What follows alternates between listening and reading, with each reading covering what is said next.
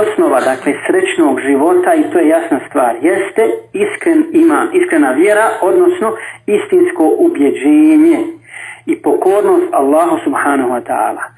Samo te stvari mogu uspostaviti harmoniju u porodici, u braku i mogu uticati na ispravan odgoj, mogu pomoći u ispravnom odgoju djece. U ispravnom odgoju djece. Spomenut ćemo mi i djecu, inšallah, u ovom našem kratkom obraćanju, ali kad smo već ovdje, kad smo sad spomenuli taj odgoj djeci, vjerujte da se malo pažnje obraća, inače se malo računa vodi o tome šta znači odgojiti jedno samo dijete. Tako mi Allaha, ja smatram i ubijeđen sam u to da vrijedi živjeti na dunjaluku zbog odgoja samo jednog djeteta. Ako čovjek uspije da u svom životu na dunjaluku odgoji dijete u islamu, bilo muško, bilo žensko, poslanik sallallahu alejhi ve sellem kaže, ko odgoji dvije kćerke u islamu, lijepo i odgoji, da budu pokorne Allahu dželle šanuhu, da znaju cilj svoga života i da ih uda kao takve, njemu je džennet zagarantovan. Međutim, zato ću na početku spomenuti ovu udaju, odnosno ženidbu. To je jedna tačka, jedan moment koji ja želim spomenuti, koji je vezan, koji je usko vezan za sreću u porodici. Koga oženiti? Za koga udati kćerku? Ili za koga se udati ako se radi već o djevojkama o sestrama koji će sami slušati ova predavanja i tako dalje. Šta to udaje ženu? Poslanik sallallahu alejhi ve sellem je objasnio to. Udaje ljepota, imetak, porijeklo i vjera. Ljepota nestane brzo. Porijeklo ti neće ništa koristiti bez obzira da je carska kćerka. Ako postoji vjera, to je temelj. Međutim, i ova stvar se često puta pogrešno razumije. Zašto se pogrešno razumije? Dakle, vjera, iman jeste temelj. Ljepota i imetak su također bitni. Nisu nebitni, ali su oni ogranci. Ogranci koji tekako pomažu, oni su nadgradnja koja uljepšava tu zgradu i učvršćuje te temelje. Dakle, ne treba ih zanemariti. I ti ogranci često puta mogu biti sebe rušenja temelja našeg života, odnosno našeg braka, naše porodice i tako dalje. I ko je kriv za to? Dakle, krivi smo ja i ti, mi smo sami krivi, mi smo sebe tih problema. Evo, čovjek dovede mladu djevojku koja je mlađa od njega 15, 20 godina i tako dalje. Nakon izvjesnog vremena dođe do razočarenja, njoj uopće nije stalo do braka, ona osjeća da se nije izživila, da se prevarila i tako dalje. Često puta takva braća koja žene i takve djevojke kažu, ja ću odgajati, molim Allaha da mi pomogne, da ustrajem u tome i tako dalje. Ja smatram da to nema istinskog oslonca na Allaha dželle šanuhu, da je to nerealno posmatranje stvari.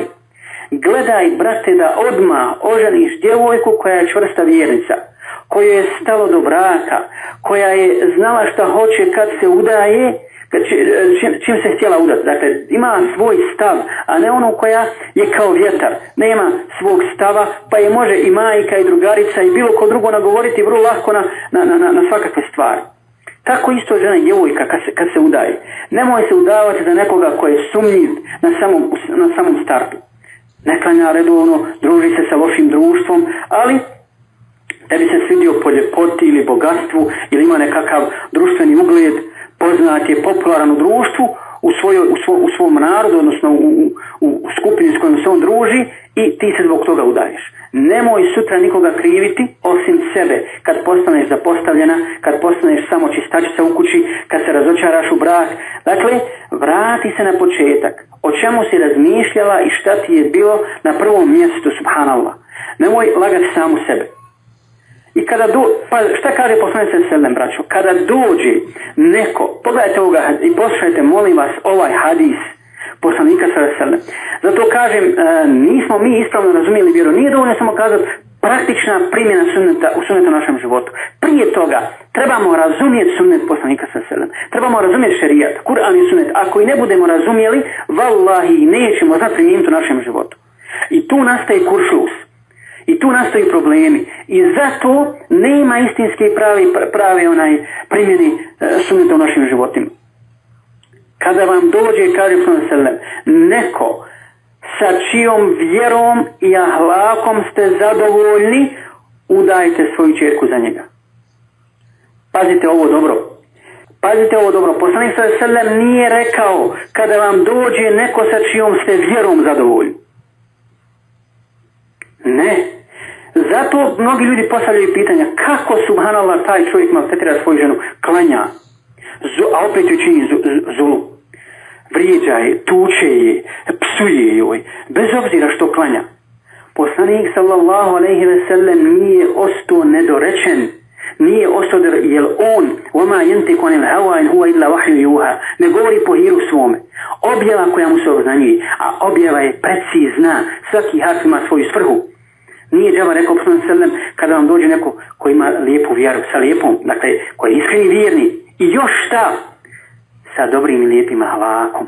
Njegov namaz je za njega, to je između njega i Allaha, njegov post je za njega, ali pitaj za njegov ahlak prije toga, pitaj kako se ponaša u društvu, pitaj kako se ponaša u svojoj porodici, dobro provjeri kako se ponaša na poslu, je li povjerljiv, je li čestit, je li precizan, je li marljiv i tako dalje. Dakle, sve te stvari moraš provjeriti prije toga. Naravno, namaz bi trebao da ga izgrađuje, ali to je njegov ahlak u stvari pokazuje koliko on razumije vjeru i koliko na njega namaz utiči.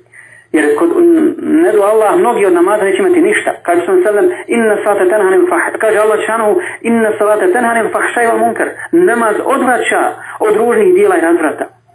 Ako te ne odvraća od toga, ako ne izgrađuje tebe kao ličnost, onda znači slabo ima koristi od toga. Dakle, to je važna stvar. To je važna stvar. Prva stvar koju sam želio spomenuti, a to je dakle prilikom udaje, prilikom ženidbe treba paziti dobro na ovaj izbor. Na ovaj izbor.